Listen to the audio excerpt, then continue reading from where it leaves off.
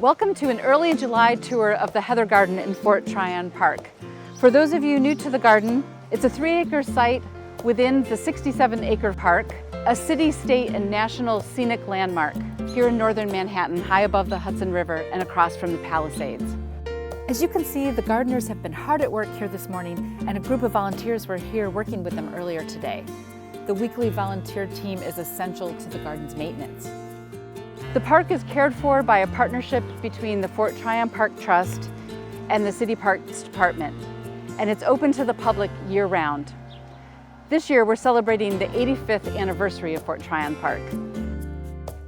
I'm Rhonda Brands, garden designer and horticulturist, and I'm thrilled to be here with you for another walk through this beautiful garden oasis. We're going to head right into the garden proper in just a moment, but I wanted to start here.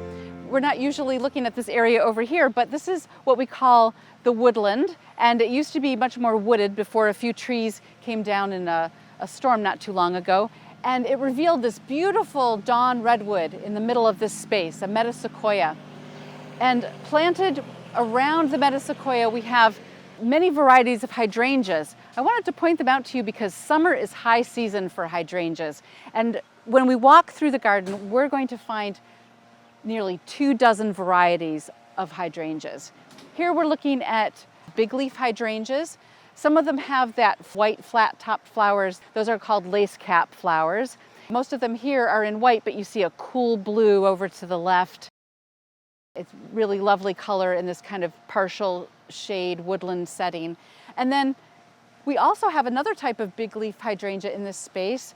Down on the other side of the woodland area, that's the mophead hydrangea, also a hydrangea macrophylla. And the flowers of that are usually blue or pink, partly depending on the pH of the soil, sometimes depending on the cultivar of hydrangea. So while we walk through the garden, we're going to see oak leaf hydrangeas and panicle hydrangeas, mostly on the right-hand side of the garden in the perennial bed where the soil is richer and a little bit moister, and that's the kind of conditions that they really enjoy. Let's take a walk through the garden. Look on the left, we have this purple hyacinth bean vine that's growing up on the supports. When we were here in the garden last time, it was really only about a foot high. So it's grown a lot. It's an annual vine, and it's growing on these lovely supports that John Kelly, the landscape coordinator here for Northern Manhattan Parks, made, and they're really lovely. One of the things I wanted to talk about today is how we're playing with different color combinations on both sides of the path of the garden. We have on the right-hand side, the perennial bed, cool colors, pinks and blues and whites. And if you look on the left side of the path in the heather bed, this is a different kind of condition. The soil is dry. We're really focusing on some of the hot colors, oranges, bright magenta pinks, and reds with some really powerful yellows. So as we walk through the garden, you overall get a sense of cooler colors on the right side and the warmer colors on the left side. We have this incredible plant called Nephophia, or red hot poker. It's a little more of a subdued orange than we find on the heather bed side. When you look to the left of the path and a little further down, you can see the brighter orange of the butterfly weed, which is Asclepias tuberosa. So we've got the light orange and the brighter orange at play. We've got quite a bit of white on both sides of the bed. The white helps unify the space, and the blues and purples help unify that as well. Here's an oak leaf hydrangea. Look at all the blossoms on this, and the bees are going to town, so it's wonderful. We've got lots of plants in the garden to attract pollinators and wildlife. And here we have, again, that red hot poker. Nephophia uvaria is the botanical name of it. So we've got this white and this orange, and when we look across into the heather bed on the other side of the path, we're going to see a lot of the white being repeated in this section where we have kind of a hosta tapestry at the ground level. And for those of you who were with us during last month's tour, you could really see all the different types of hostas really woven together underneath this Siberian elm. But now we have all of these perennials and annuals that have come up.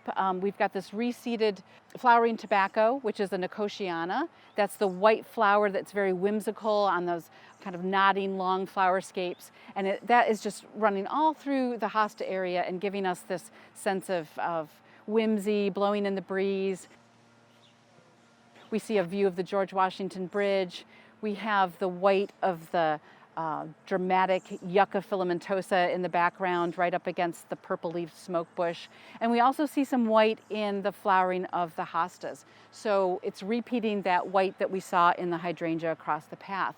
But we also have hints of those brighter colors that we talked about, those warm colors in the heather bed that are so vibrant in a July garden. We have over to the left, we can really see that big swath of magenta color rose campion, bright pink flowers on top, and that beautiful gray-green, almost silvery gray foliage on the bottom.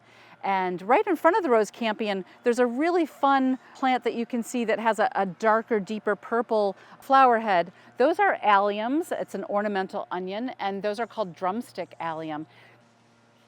Just past the rose campion, you have a little peak of that orange butterfly weed that we talked about before. Now that combination of orange and bright pink, I was really inspired by the famous garden designer Christopher Lloyd, who loved that combination and really dared to use orange and pink together in the garden, and it's just so much fun. And we're going to see that repeat of that combination throughout the heather bed.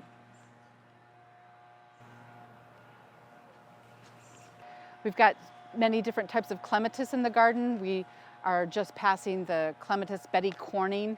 It has a nice kind of a bell-shaped nodding flower on it and blooms for a very long time. We mentioned the yucca. It's a dramatic plant. I'm not sure when it was planted in the history of the garden. What a bold choice. But there are many yuccas. They look like they wouldn't be hardy here in our environment, but there are quite a few types that are hardy in the north. And this is one of them, Yucca filamentosa. It's called Adam's needle. And right next to it, we've got the wonderful spiky acanthus, bear's breeches. It's such a fun plant, playing with the spikiness throughout this section of the garden, where we have a lot of plants that are very vertical and can blow in the breeze and give us that sense of movement in the garden. Look at that huge oak leaf hydrangea coming up on the right. Now the astilbe has started to bloom throughout the garden. It's the pink flower right next to the hydrangea. And we've got quite a few groupings of both pink and white varieties of astilbe to complement the white of the hydrangea, which is also turning a little bit pink. We see that bright pink and orange combination again with the echinacea, the cone flowers in the foreground, and the California poppy that's been blooming for such a long time in the garden. Those of you who were here with us last month remember it was blooming then as well. There's a combo with the drumstick allium and the orange butterfly weed. Coming up on our right, we have the huge flower heads of this Annabelle hydrangea. This blooms for a really long time like this, and then the flower heads will dry on the plant and stay really ornamental through fall and sometimes all the way through winter, depending on what kind of weather we have. And that's true of most of the hydrangeas in the garden. And over on the left, we're playing with a combination of hot colors because we've got a brighter yellow, a type of hummingbird mint, and then that deep kind of purpley pink flower in the foreground is Stachys humalo. It's related to the plant lamb's ear. Many of you are familiar with the lamb's ear plant. It has the grayish silver foliage. This is a different kind of foliage, but a very showy flower. It blooms for a long season, and I really like this combination.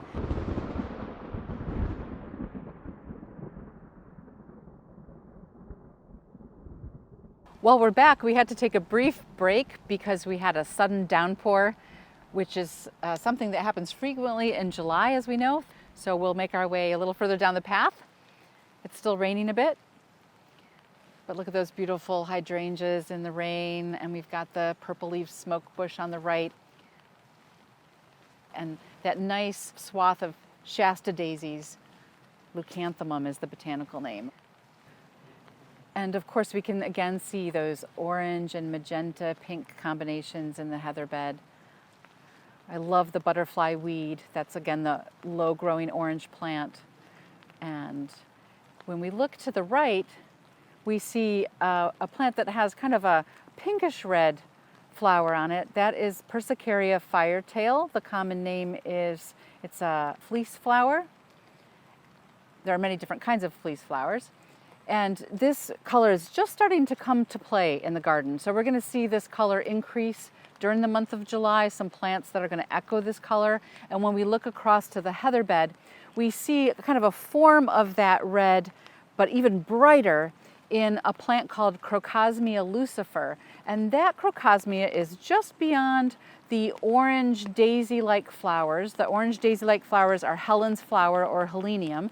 And the Crocosmia has strappy foliage, kind of like a giant iris, but it has those very tropical looking red flowers that are kind of going every which way. Again, we keep talking about that whimsical quality of plants in the garden that gives it kind of a looser look, and the Crocosmia really does the trick with that. Japanese iris still blooming, some of the last iris to bloom. And here we take a look back down the central path, and we can see that color scheme that we were talking about, where on the left side of the path we have the softer, a little bit more muted colors, and on the right side of the path we have the vibrant hot colors. Now we'll head down the western path called Allison's Walk as we circle around the heather bed. Here from this side you can get another view of those bright red Crocosmia lucifer flowers. Very dramatic. And a little closer look at the orange Helen's flower or Helenium. And I really like it here paired with the yarrow, which is botanically called Achillea, and it's just about finished flowering. It was really going gangbusters last month. Now as we look west, we get a glimpse of the Hudson River, but in 1935, when the Olmsted sons designed this garden, there were wide open views of the river and of the Palisades across. There's a coneflower. Echinacea is the genus or the botanical name of the plant, and there are quite a few different varieties. We see this lighter pink color, which is the Echinacea purpurea, but when we look over into the heather bed, we're coming upon a group of coneflowers or Echinacea, much brighter. You see how much more saturated that color is. This is Echinacea powwow berry, so the marketers found a good name for that. It's a nice bright color, and it suits that hot color palette that we're going for here in the heather bed. Even though the beds have different types of plants, it does have to have a coherent, unified look. You can't even see where the path is up above where we were walking before, but what we're looking at here in the foreground is a wonderful plant called Allium millennium, and it's got those little ornamental onion spiky flower heads or little round flower heads, and that's going to bloom for a very long period. Also notice how interesting the buds are on that plant too. It's just a fun all-around plant. And the flower heads will dry and last a long time on the plant afterwards, so it has a long season of interest. But if you look at the way we've planted it in a river, to send your eye forward through the bed, past the Crocosmia, past Helen's flower, the orange, past the light yellow of the potentilla, the small shrub, and then you can see in the far distance you've got the deep purple clematis vine. So we're looking through the heather bed and into the perennial bed beyond. Let's look at how that works again in this little section where we have a late blooming, almost salmon color azalea in the foreground. But what we see here is a rather undulating river of heathers. Heathers are in the genus Calluna. And look at this, the heather is starting to bloom. And heather, for us, we have many varieties in the garden, but here they're going to start blooming in the summer, and then they'll bloom right through till fall. So we plant them in this low, undulating river that takes your eye up through the heather bed, once again, and to the perennial bed in the background. Notice how the white Shasta daisy in the perennial bed, that really pops, so it draws your eye towards that back section. Let's get a close-up look at the crocosmia flower because it's so tropical looking. It's so interesting, each individual bloom, but also how the whole inflorescence, which it would mean a group of flowers all together, how the whole inflorescence has this very tropical, interesting look. We have a deep saturated yellow of this Hypericum. Hypericum is also known by the common name St. John's wort. It's a really terrific shrub because it has kind of a layered effect with the foliage. So it works very well on this hill as it cascades down the hill. And it mirrors that cascading effect that we saw during our last tour when we looked at the cotoneaster, which is the shrub just beyond the Hypericum.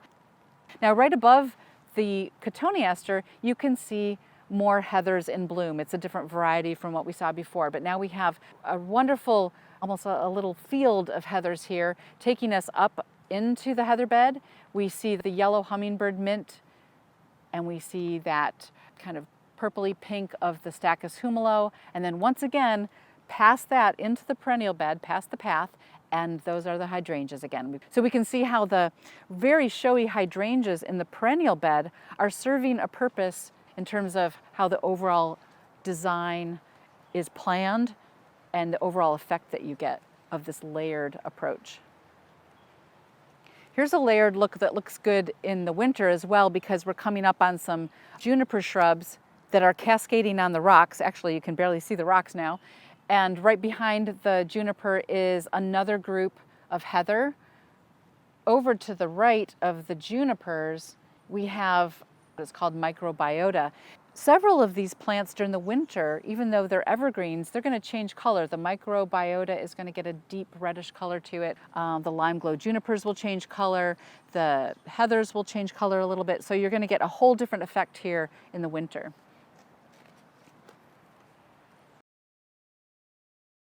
There are those showy yuccas again, common name Adam's needle. Now we're entering the section of the exposed rock face. Those of you who remember our previous tour when the pink phlox was blooming on the rocks, well, that's finished now, but now we have a whole new set of blooms. We've got that bright orange butterfly weed, that's the Asclepias in the background there, and we have the two different colors of kind of purpley pink, almost to magenta, with the Allium millennium in the foreground, and right next to it on the right, we have the Stachys humilo. And all of them are here with that wonderful yellow Haconocloa grass right behind it. And that was backing up the pink phlox when we saw that earlier in the year too. So we've got a lot going on here. We even have the old flower heads of the foxglove still up and giving us a different kind of interest in the garden because it's wonderful to have seed pods and flower heads that are left not only for the wildlife in the garden, but for visual interest as well. Now amongst the rocks here in the little crevices, lots of interesting plants have been placed, including a number of miniature hostas, and you can see that they're blooming right now. They're nestled in among some of the low-growing sedums on the rocks, and even a blooming dwarf fleece flower, which is the low-growing ground cover with the little spiky inflorescences.